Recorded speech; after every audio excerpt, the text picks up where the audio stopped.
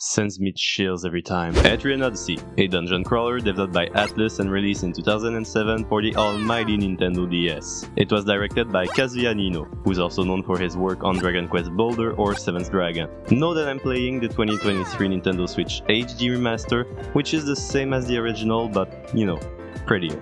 You'll first be prompted to create your party at the guild. You'll be able to choose the class, name, and appearance for each of your 5 party members. There's the Protector, the Survivalist, the Medic, the Landsnet. There you go. The Alchemist, the Troubadour, the Dark Hunter, the Ronin, and the Hexer. Each class has their specialty and unique skills. The Alchemist is a heavy magic damage dealer, where the Dark Hunter is an S&M adept. On a side note, in the remaster you can set your appearance to any of the available portraits for every class, unlike the original game where you had to select for portraits specific to each class. So as you can see, my survivalist is actually a troubadour in disguise. Gotcha, bitch! Once you're done with that, you can head out to the Yggdrasil Labyrinth where your adventure will take place. As a tutorial, a guard will stop you and ask you to complete a portion of the first floor map to progress further. That brings us to the core of what makes Etrian Odyssey what it is, the exploration. You have to make your own maps as you progress through the floors using the dynamic menu you see here. You can draw the walls, the tiles, put markers for chests or gathering points so you know where to find them. It's well made and allows for a very personal way to explore the labyrinth, but here's the deal. While it was a great idea for the DS because of the touchscreen, on the Switch it's kinda slow and breaks the pace of the game. In an interview from IGN with the team responsible for the remake, they state that the most challenging part was finding a way to get it right, and I can see why. While it's okay tier in handheld mode, on a TV I highly recommend putting the map drawing on full auto, so both the tiles and the walls are drawn as you walk. You'll still be able to use it and put markers, but it's way more enjoyable. Once you got your inventory full of monster trinkets and gotten your ass kicked by rats, you can return to the city to rest and gear up. Here you can sleep at the inn to replenish your health and save. Don't forget to save. And if you have any dead party members, you can bring them to the apothecary and take the opportunity to stock up on health potions. At Shilika's Goods, you'll be able to sell drops and, by doing this, gain access to better equipment. There are many stats, but more often than not, latest equals better. So I'll buy this massive rod and give it to my alchemist, which will boost her technique and allow her to bang the enemy's head with it. Yeah, you can also take on side quests at the bar and go to the guild to complete the monster codex.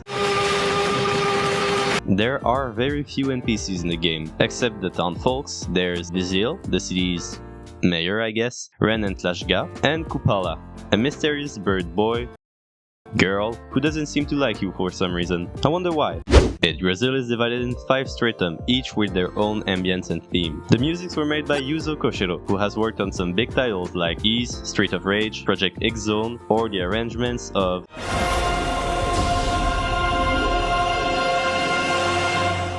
The music might actually be one of the best things about this game. Personally, my favorite one is the Azure Rainforest. I mean, look at this water. It's perfect. There are 5 floors per stratum, and every 5th floor has a boss you'll need to defeat in order to progress, like this fish or this big goat.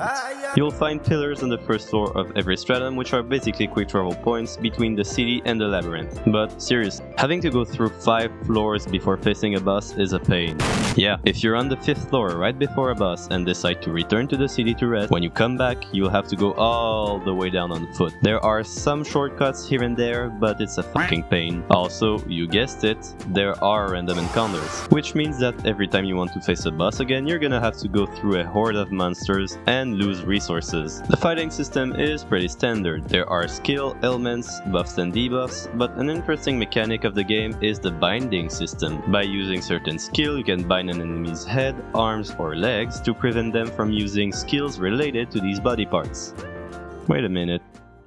So the S&M thing was not a joke then. When you gain a level, you get a custom point that you can use to unlock or upgrade skills and passives. Some skills are usable on the field, like the medic's healing, so it'll be up to you to find a strategy that works. But fear not. If you mess up your skill points allocation, you can go to the guild to rest and lose 5 levels to reallocate your skill points, or retire to have a completely new unit with better stats and a new class in exchange for your current member. You wrote that down? Okay, something nice about exploration is that there are events scattered around the labyrinth to justify you looking everywhere. It can be something as simple as fighting and eating a totally not dangerous apple to getting pegged by some monsters. And yeah, this game is cruel. Hey bitch! Oh fuck. Most lore have gimmicks that forces you to apprehend the field in a different way to fully explore it without dying, like the floating flowers in Azure Rainforest or the moving sands in Sandy Barrens. And let's not forget about the FOEs. They're basically unique stronger enemies that will follow you as you explore and kill you, if you face them too early, that is. They all have patterns that you can exploit to avoid confrontation, which allows for unique field puzzles. But if you get sandwiched by an FOE into a corner, well, too bad, you're gonna die. I got you, fam! Sometimes you don't even have to get cornered. Hello, motherfucker! At least the game is pretty nice with game overs. You'll lose progress up until your last save, but you will keep your map data, so you don't have to redo everything. You may notice that I insist on the exploration rather than the regular encounters, and that's because the more you progress through the game, the more tedious they become. Combat system is not bad, just repetitive, since when you find a winning combo, you'll just repeat it for every normal encounter. And the bestiary doesn't help this feeling, since they reuse a lot of assets. This wolf is the same as the first boss. I have already seen this rabbit, but green, or even the slime. Color swap is not illegal, but it makes areas lose their identities. But oh well, at least there's more monsters to put in the codex.